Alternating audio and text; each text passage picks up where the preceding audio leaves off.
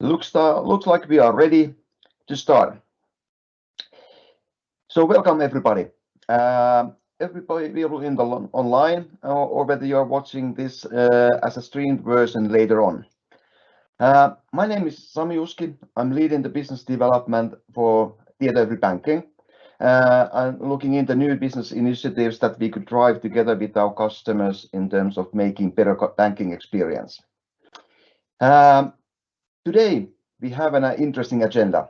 We are focusing on a very acute topic that we could call is utilizing identity services within the banking.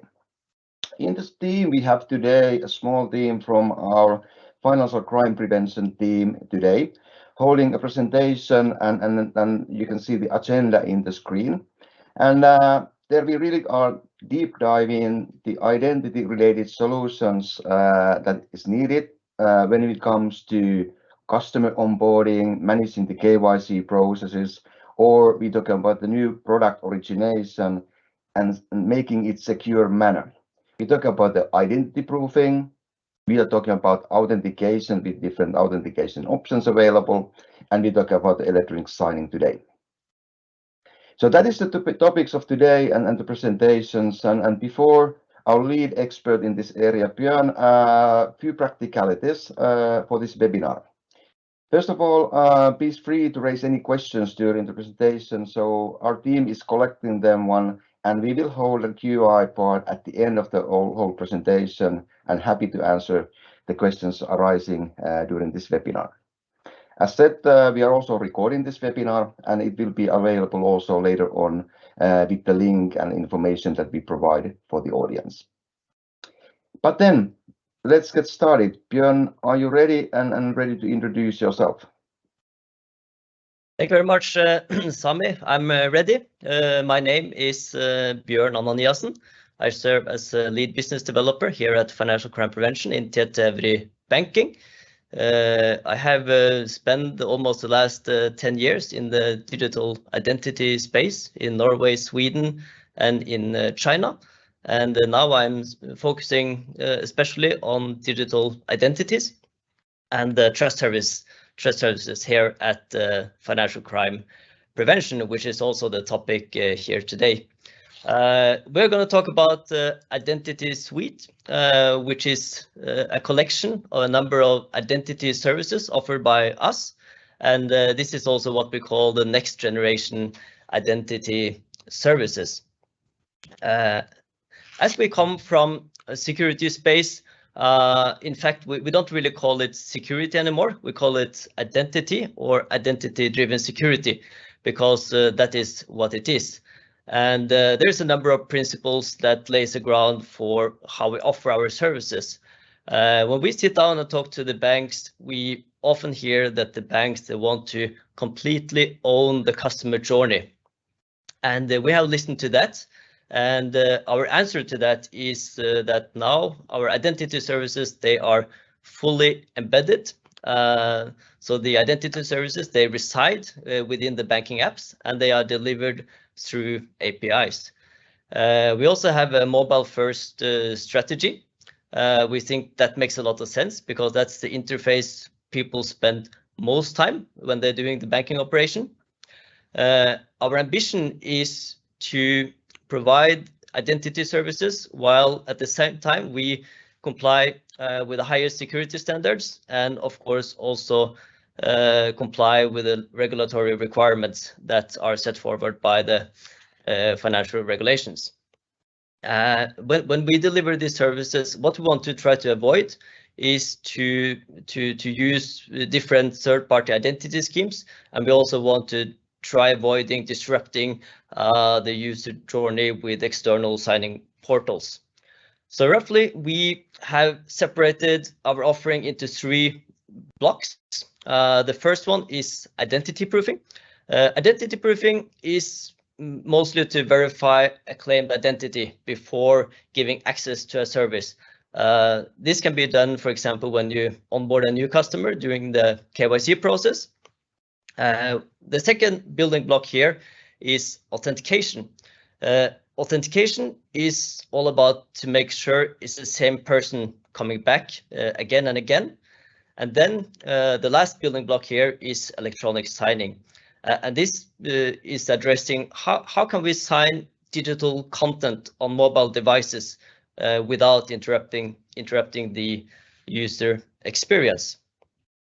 So the first, if you go to identity proofing, we are now launching a new service where customers are able to identify themselves with a passport with their mobile devices. So when we do this identification process, there is two things we do. The first thing is the document control. We will read the machine readable zone on the passport, the MRC, which contains the key to the chip. Then we will access the chip with the mobile phone, and we will then upload the content such as the names and other data from the passport together with a high resolution picture. We also check the signatures on the passport from the issuer to make sure that the content has not been tampered with, and we'll also check the revocation status to make sure that the passport has not been reported lost or stolen. Okay, so once we have uploaded the content and read the content from the passport, the second step is to make a control of the biometric data. Because the picture on the passport, it comes from a secure environment. So when you go and apply for a passport, you will typically go to a police station and you will take a picture in the police station, which we can consider as a safe environment. So what we do next is to use the device camera, and then we will capture the face of the user. And we will compare this face picture that is taken in an unsecure environment with a picture from the secure environment to make sure it's the same person. At the same time, we will also perform a number of liveness detection tests, presentation attack detection. We will run algorithms to make sure it's not a deep fake picture or in other way morphed photos to do that. And this is a feature, this identity proofing service is fully embedded. It is delivered as a SDK. That means it can be run native in the mobile banking app without any third-party mobile apps. And there's also one option coming in here that we have heard from the banks, which is it's also possible to do identification on behalf of a third person. That means from a QR code, for example, or a push notification, you can feed the device with a parameter saying, now I'm performing identity proofing on a third person.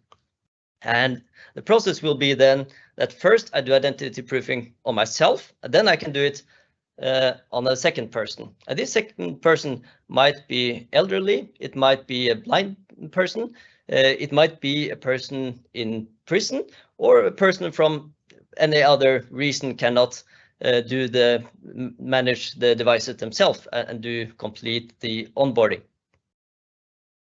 I think we will try to run a demonstration. I believe seeing is believing, so I will show you how this service works in real life.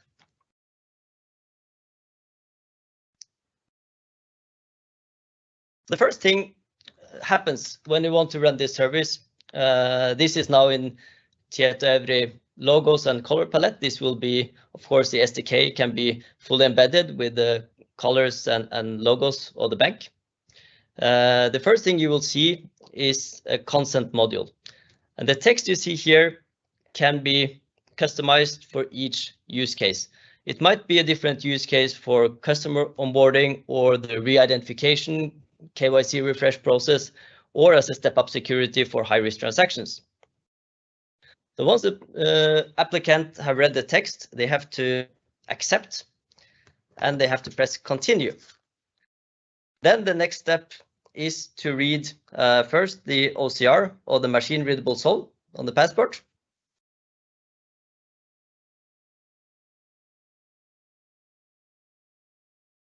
This is performed. We will read out the contents of the chip.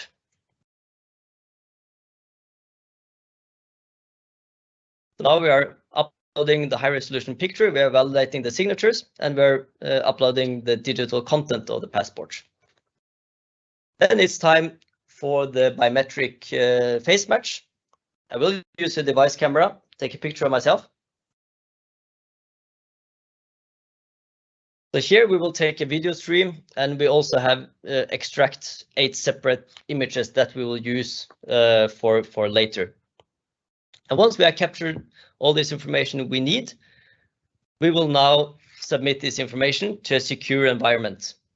And the secure environment means when we do this, we consider the mobile device as insecure. We don't trust the device. So it's in this process, we only use the device as a capturing device. And we make some initial quality assessment of the content. Then everything is encrypted and is transferred to our secure location for processing there. And what is happening, we will calculate the face match and we will control a number of other parameters. The result of this check is 2 things, basically. You will get a sealed PDF. It's a human readable with all the content that we uploaded from the passport, together with a picture of the passport and a picture of yourself taken at the moment. You also see the consent that the user accepted. It will be displayed here. And this will work if there is any dispute to go to legal actions. This document will serve as a proof. And the other thing we provide here is the content in a machine readable format. So you will get the data from the passport together with a JPEG image as a JSON structured file. And with this information, you can actually reuse this information in later processes that I will talk a little bit more detail about later on. So why is identity proofing important? We see that all over Nordic, public eID fraud is becoming a bigger and more expensive problem for the banks. We see a large increase in this kind of fraud over just the last few years. And with the new legislations in many countries, we also see that the consumer, the bank customers, they have a much better protection than they had before, which means that the banks, they need to cover more of the losses for their customers, which is a good motivation to deploy this kind of security mechanisms. And this is a very effective and is also very user-friendly measure to ensure identity of the customer when you are performing any high-risk transactions. And as I mentioned before, our identity proofing service, it is delivered as a SDK, so it is fully integrated in your mobile banking application. You don't have to send your customer to a third party. And this process can be initiated, for example, with a push notification, which is very secure, or as SMS. We try to make it possible to use mobile banking app as a communication channel. So we don't want all these requests to be sent, for example, on email and on SMS, which we consider insecure channels. But if you can get notification from your mobile banking app that now it's time to make identity proofing, then we know that this information has been delivered through a secure channel. So how can this identity proofing help in other scenarios rather than only for the onboarding of new customers? Another big problem we have learned is the banks, they get a number of suspicious activity or false positive AML flags. We want to get rid of grace periods when, for example, reactivating a mobile banking app, which is a high-risk activity. And sometimes if you during the KYC process said that you will not buy cryptocurrency, and after a year you have a big transaction to one of the cryptocurrency exchanges, that might be fully legitimate, but it should raise some flags on the banking side. And here we open the opportunity for the bank to create automated dialogue with the customer, where you can actually directly ask the customer, have you got a recent interest for cryptocurrency? And they can answer a few questions, and then they can actually do the check out with identity proofing with a passport, making sure is the legitimate person actually changing their behaviors. And by doing this, you don't have to have a case management system, and you don't have to use the banking staff to actually go through this transaction and get in dialogue with the customer. So you can reduce the burden on the banking staff, and then you can let the customers get off the hook in just minutes rather than hours, or in some cases even days. Another strong feature of our identity proofing service is our admin console. And this is a portal where the operator can log in. We have a number of outcomes when you perform this test. One is approved. One is it can be tracked for manual control by an operator, and in some cases it will be declined. One of the reasons it could be go to a manual check is, for example, if the face match percentage is too low. You can set the threshold by yourself in all these scenarios. And here comes our very powerful rules engine. Here, for each user scenario, you can choose which countries you want to accept. Maybe you want only Finnish passports to be accepted automatically, and every other passport should go to a manual check. That's a possibility here. You can also say track the geolocation of the app or the passport, and then you can say, for example, every Finnish passport onboarded in Finland should go through automatic process, while a Finnish passport performing identity proofing outside Finland, for example, in Spain or in Nigeria, it should go to a manual check, because that increases the risk. You can also set parameters for how many consecutive tries you want to do this.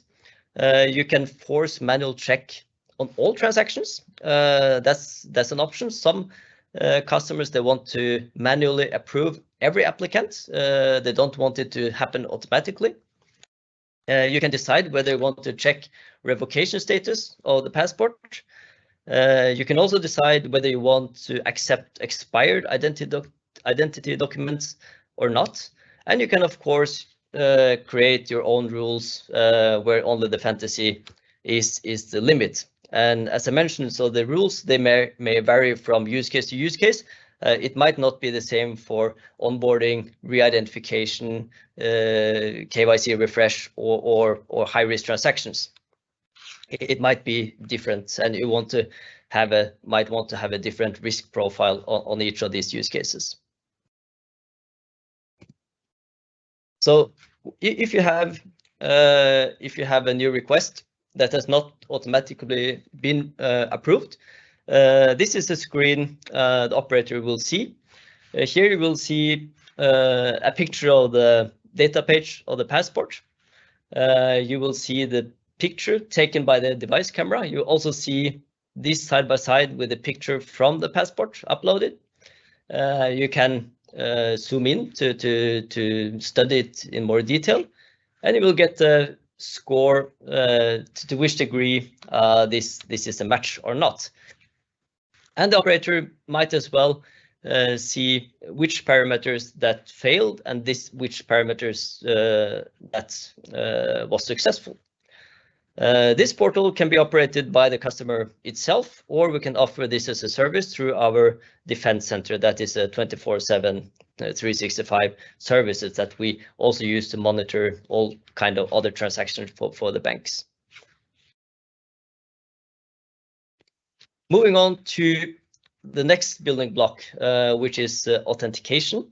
What we want to do, we want to get rid of typing. We want to get rid of passwords. We want to get rid of hardware authenticators like OTP tokens, and we have more focus on biometrics. So what we can do here is, if you take a look on kind of the menu for the authentication methods that we offer, we will support a number of public EIDs. that has been notified, like the Finnish mobile ID or one of the many Finnish native bank IDs from the various banks. In the future, we will also support, of course, the EU digital identity wallet when it's ready, just as any other market for EIDs. We will, of course, support the built-in authentication mechanism, the PSD2 strong customer authentication. You can use your existing one, or you can use our biometric enabled solutions here. And what is new here in the bottom is that we also can use the identity proofing with a passport as authentication method. That means if you happen to be in a situation where you cannot access your existing EID, then you can always use your passport to log into the bank as emergency login. So this will fully comply with the PSD2 regulation, and then you can, with your passport, you can log into the bank and access all the services just like normal. And the good thing here is because we, at the earlier stage, we made the biometrics available for the customer. So we store the biometric information. That means the second time you use your passport to access any kind of services, you don't have to use your passport. Because the biometrics, it's already there. The image from the secure environment exists. So the only thing the customer need to do is to take up their phone and let the camera take a picture. We will process the picture just like a normal authentication, and then we will accept it as a login. And this way, we enable the banks to make their own risk assessments. Today, we see that usually you will use the public EID schemes as both on the high-risk transactions and the low-risk transactions. For the low-risk transaction, just like log into your bank and check your balance, it's a little bit overkill to use the EID scheme. But for the high-risk transaction, for example, if you want to change your phone number, you want to change your email address, you want to reactivate the mobile banking, or you want to send a large amount of money, or anything like this, you might want additional security layer.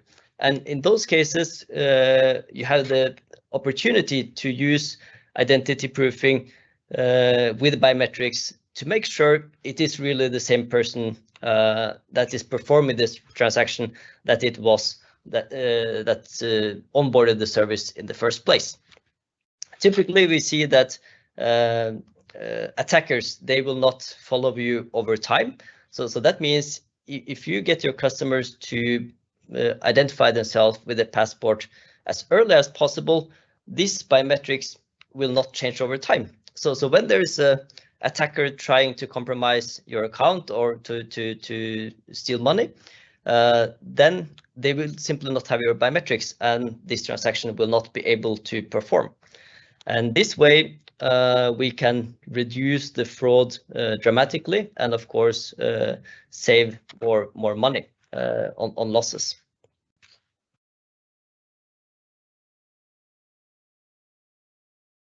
Okay, so moving on to signatures. Today, when you open a website, people expect the content to look different on a mobile phone than it looks on a PC. And I think it's fair to say that we should expect the same on signing. Today, even though most of the banking operations can be performed on a mobile device, it's still the case that once you have to sign something, you are redirected to a signing portal, and the signing documents, they are typically static A4 PDF. And when you try to open those documents on the mobile devices, it's a lot of zooming, it's a lot of scrolling, and it's not user-friendly at all. One of the reasons it is like that is partly because of security issues, but today we have solutions that enable the user to see the content and sign the content, no matter the screen size, whether you are on a mobile phone, a tablet, or on a PC. When we look into the signatures, we can typically divide electronic signatures into three quality levels. We have the simple electronic signatures, which is typical when you check terms of condition, or if you deliver, if you receive a parcel, signing on a signature plate. We don't use that much in banking, but we also have advanced electronic signatures and qualified electronic signatures. And they are based on signing certificates. In our case, it's signing certificates issued to a natural person. And they are also associated with an identity. So that means when we want to enable advanced electronic signatures and qualified electronic signatures, we need to issue these certificates, and we need to associate those certificates with an identity. And what we are looking to do now is to rely on cloud signatures. We are deploying, as an extension of our existing e-signing capabilities, we are now using the Cloud Signature Consortium protocol to enable cloud signatures. And to make this happen, we have partnered with Bypass. It's a qualified trust service provider, QTSP, issuing certificates. And we are now basing these services on one-time certificates. That means you use the certificate and the keys on the certificates only once before they are revoked. And what we do now is to get the identity of the person, we simply utilize any of the existing authentication mechanism as an EID or identity proofing or the banking strong customer authentication. And then we create an OpenID Connect token where we include the hash of the document. We include information about which authentication method has been used, which level of assurance, and then we submit this token to a remote signing service provider. And in our case, this is powered by Bypass, as I said, as a QTSP. And then based on the identity proofing process, they will issue a certificate that can only be used once. And and what we do from our side is the content that users see on the screen. We will calculate a hash of this document, which is a digital unique fingerprint of the content that can never be reversed to the full document. So the document, it never leaves the device. It is never sent to any third parties. It's simply the hash. And when the remote signing service provider receive the hash, they will sign it, and then they will return the hash, the signed hash, back to our backend. And from there, we can compile, for example, a signed PDF PODES file or any other format that is usable for the customer.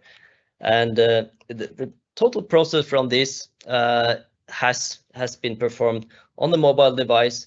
And when you open this document in Adobe, for example, you will still get the green check mark that the signature is, for example, qualified. If that's the case, you can validate it. You can check the signature information, see the certificate used was issued to the customer in their own name. And this is, of course, a very strong and legally binding signature. So to summarize this user journey, we have created this matrix, and what you see here is on the top here, the user journey. You will see all the actions from account opening to accessing the service, normal account activity, to the high-risk activity, account recovery, and back to the daily usage like login. And you can see under here, you will have access to all the underlying services like identity proofing, authentication, and signing. So when the first, so what we want to try to make possible here is, so when the banking customer want to become a customer, they can simply download the mobile banking app. They can directly perform the identity proofing. From here, we can provision the device with the keys to make sure it's the same user coming back again and again. And then based on the identity proofing, the result of the identity proofing is also is actually OpenID Connect token containing this information. So if you have never been a customer before, you can actually use identity proofing to prove your identity and access a one-time certificate that you can use to sign the customer agreement when you onboard the service. So you don't have to interrupt the user journey. You can simply download it, do the identity proofing, provision your device, and based on the token that you created with identity proofing, you can actually get access to the certificate and sign the customer agreement. And this is an excellent start for a new customer, and it has never been possible before without any third-party eID schemes. So when the customer come back next time, now they have an account, they have full access to the services, and when they simply want to log in to check the balance or do other low-risk activity, they can utilize the built-in strong customer authentication with the device biometrics, which is very good for low-risk transactions. Just a comment on the biometrics. In Identity Suite, we have a big distinction between what we call the device-native biometrics and the app-native biometrics. When we talk about the device-native biometrics, this is the device biometrics. For example, on Apple device, it's the Face ID or Touch ID. We don't really control the enrollment process of these biometrics. So in some cases, that means that users that have registered their biometrics to the device prior to activating mobile banking app might still get access based on their residing biometrics.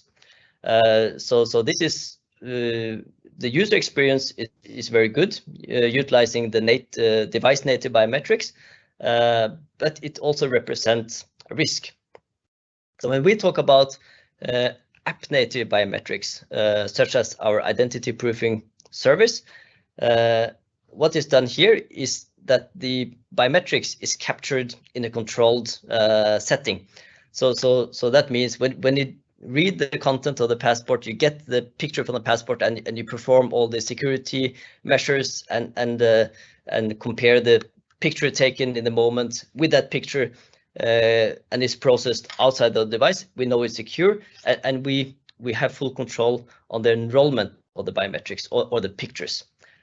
Because this is simply the pictures. We are not taking DNA sequences of people. People tend to be a little bit afraid of biometrics, but what we are talking about is to compare one image with another, and people typically they have thousands of pictures of themselves online. So this is another thing that we also should consider.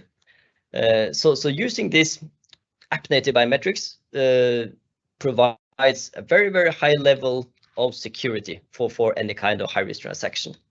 And then when we move on, for example, you want to pay a bill or to send money, then you will only rely on the user authentication, and then you can also use our e-sign service based on the cloud signatures to sign transactions as well, to get the audit trail on these transactions.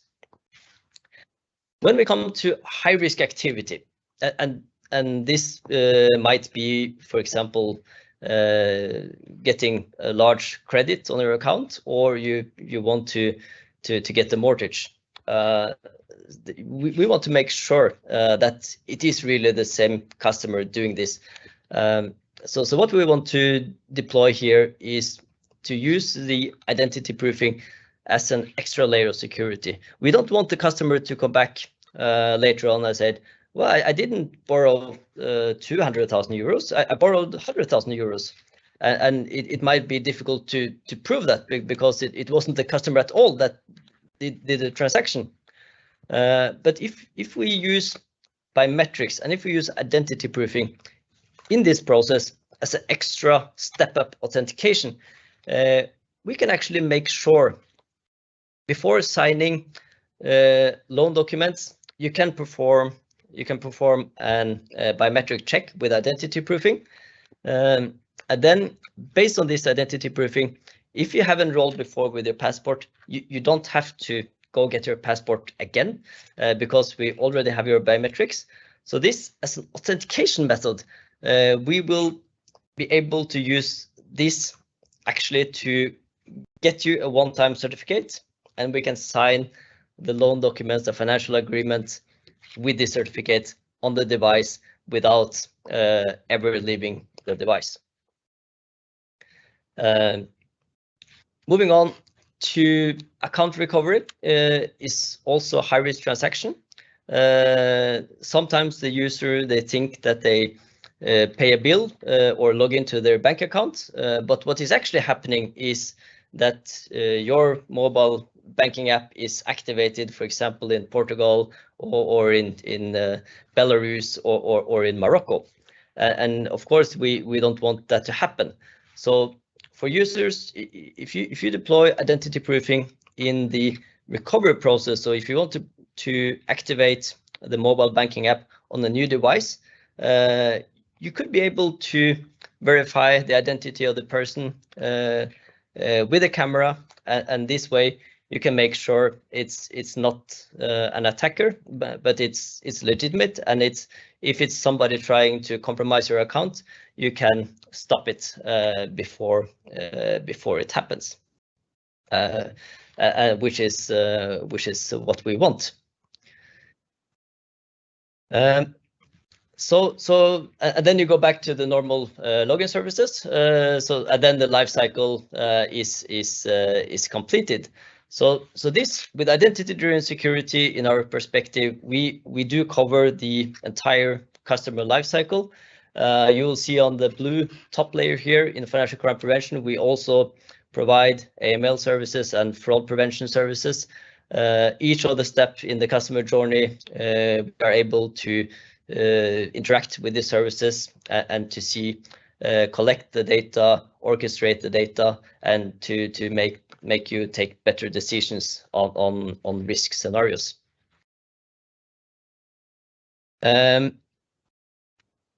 If you look a little bit into the future, what we want to create here, we believe that the future demands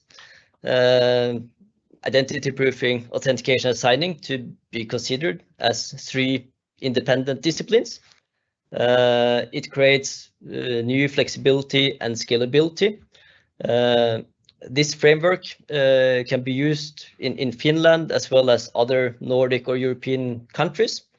Our signing services, they can rely on any local EID schemes in Europe, as long as it's notified to EIDAS on a high level. You can access these one-time certificates to sign content on a high quality level. As a role, we have an identity proofing service provider.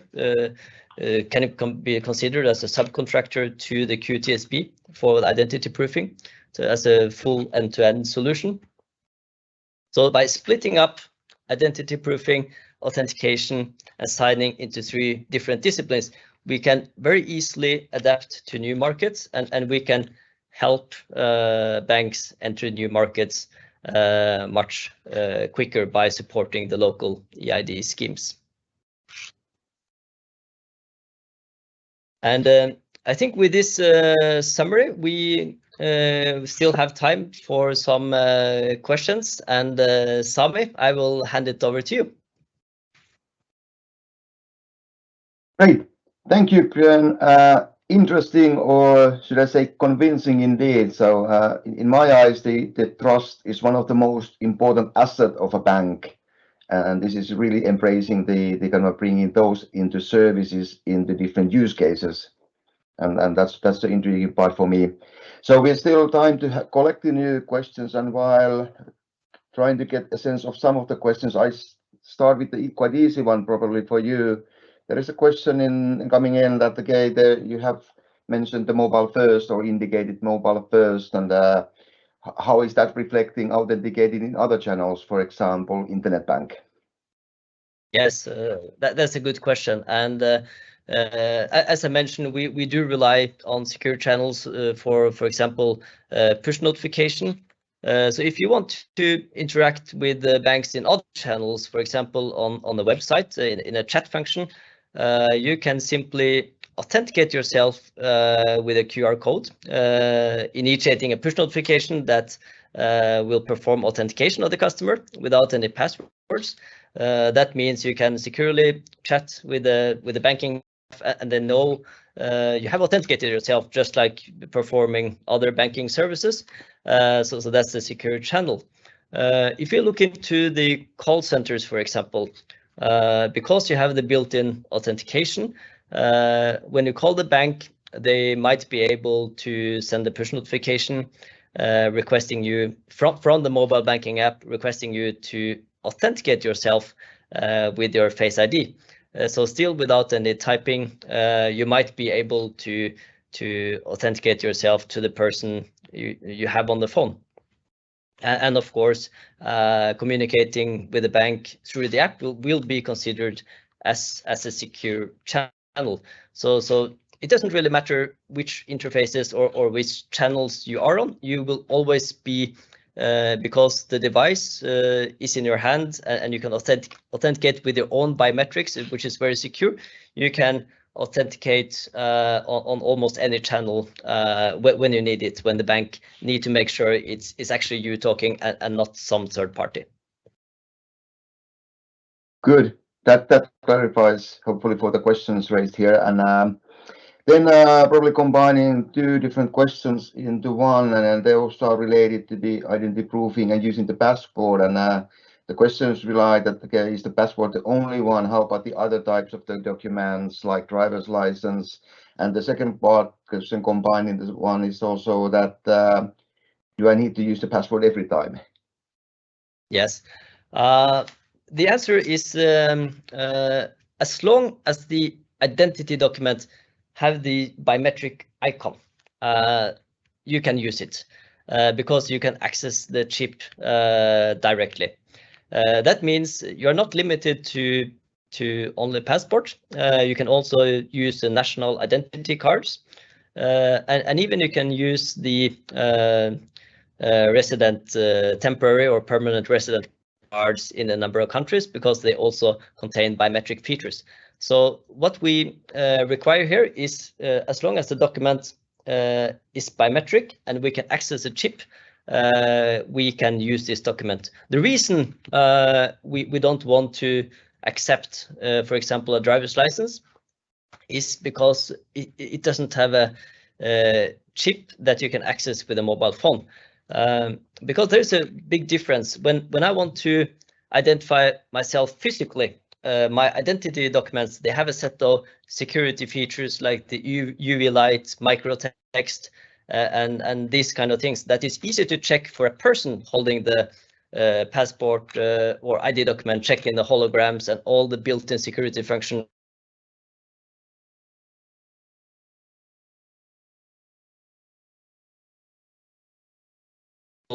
Security features.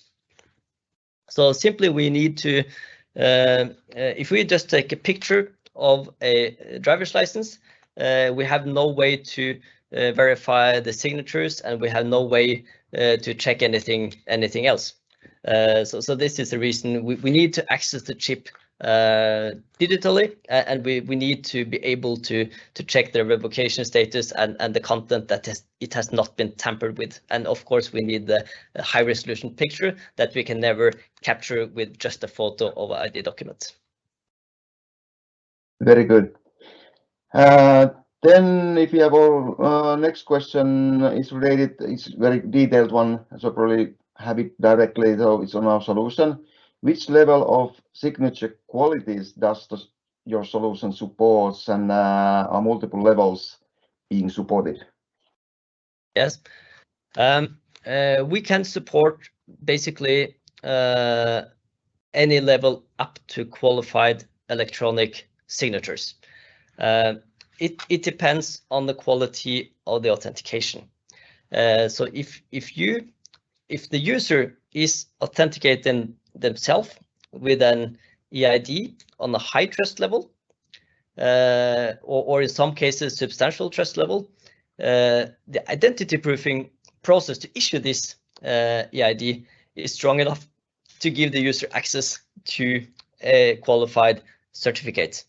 And because we can then link the authentication with a qualified certificate issued by the QTSP, and then we can generate the signature. But as I mentioned in the OpenID Connect token, we do include the authentication method, and we do include the strength of the authentication. So in some cases, you at least today, you might not need to rely on a qualified electronic signature. In most cases today, advanced electronic signatures is okay. So that means we can request different levels. Even though your authentication method is strong enough to get a qualified electronic signature, you can still request an advanced electronic signatures, but not the other way around. If you want to authenticate yourself with the built-in PSD2 strong customer authentication, this authentication method is not strong enough to get a qualified certificate from a QTSP. So in that case, the highest level we can go is advanced electronic signature. But it will still be, the signature will still be created with a normal X509 certificate issued to a natural person according to the EIDAS regulation. And that means it will be valid all across EU member states. Good. Then looking if any new questions coming in while waiting the next questions or new questions, then even the topic is pretty universal we're talking about here. But in this webinar, we had a special focus for the Finnish audience of the Finnish customers and the banks. Anything specific if you look Finland compared to, for example, the other Nordic countries or in Europe as such, anything you would like to highlight from the Finland perspective or should be taken into consideration? Yes, we have built this solution to scale into a number of countries. That means we can utilize some of the local EID schemes, because what we want here already from identity proofing, we need to verify a claimed identity. So in order to access any of these services, we need to know who you are. So to provide or to prove your identity, you might use an existing EID from the country you live in, or you can of course use identity proofing. This is not different in any other in Finland or the Nordics or in Europe. When we deliver our services, we of course we support the Nordic EIDs, and when we go beyond the Nordic region, we rely on partners as identity broker to get access to the identity schemes. But the way you onboard the customers, the way you authenticate your customers, and the way you sign content digitally on any device, the user journey will be exactly the same regardless of which EU country you reside in. Yeah, no, it's very kind of a acute or kind of a known topic right now that the people are moving in between the countries and entering a new country and getting quick access to the banking services and infrastructure for payments, for example, in the country. That's an important topic to have the aspect taken into considerations. Then probably last one then, that coming from myself. So I have more background myself on the payments area, and they're quite long lived there with the idea that it's kind of embedded, like you mentioned here in the presentation, is embedded identity services. So it's not the topic that I'm doing. I'm not paying. I want to buy something, and then of course I need to pay for it, be it in payments, in invisible payments. But almost like a same analog in this context, that having the identity proofing, authentication signatures embedded to the process. So any kind of use cases that are your favorite, or something that you kind of see that where this embedded identity solution brings its best to the consumers or companies? Yes, I think it's from the consumer perspective. I think it brings a lot of value because with identity proofing, you don't have to sit waiting out grace periods, and you can get off the hook rather in minutes rather than hours or days. But also for the bank's side, using these services, they get a very powerful tool to check the identity of who they are dealing with. It is also possible when we talk about payments and doing, for example, on the marketplace, we see that there's a lot of fraud. For example, people selling things online. And of course, for those portals, it could be possible for the seller to verify their identity to reduce fraud in those channels as well. And this, because identity proofing SDK, it's actually not limited to banks only. We do have use cases, for example, within the telecom sector, where of course not everybody can access these hubs and switches room and data rooms all over. So we have use cases where, for example, operators need to verify their identity with identity proofing before they can access buildings, for example, which is an excellent use case.